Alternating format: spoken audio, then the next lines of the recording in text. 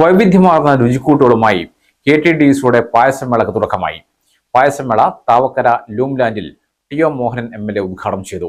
Corporation വികസന സ്ഥിരം സമിതി അധ്യക്ഷ അഡ്വക്കേറ്റ് ലീഷ ദീപക് അധ്യക്ഷയായി.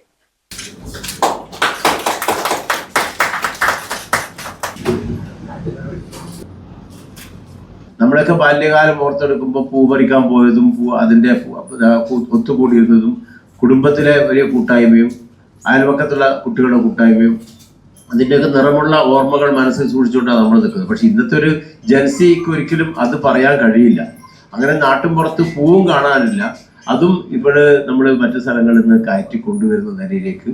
പക്ഷേ ഇപ്പോൾ കാലങ്ങളായിട്ട് തദ്ദേശ സ്ഥാപനങ്ങളുടെ നേതൃത്വത്തിൽ കുടുംബശ്രീയുടെ നേതൃത്വത്തിലൊക്കെ തന്നെ നമ്മുടെ നാട്ടിൽ അതിൻ്റെ ഒരു വലിയ നട്ട് വളർത്തി അതും വിൽപ്പന നടത്തുന്ന നിലയിലൊക്കെ വന്നിട്ടുണ്ട്. ഏതായാലും നമുക്ക് ഇതൊക്കെ ഉണ്ടെങ്കിൽ പോലും പുതുവസ്ത്രങ്ങൾ അണിഞ്ഞും അതുപോലെ തന്നെ പുതിയ കാര്യങ്ങൾ ചിന്തിച്ചും 10 ദിവസം പൂവിട്ടിട്ടും ഒക്കെയുള്ള ഒരു ഓണം.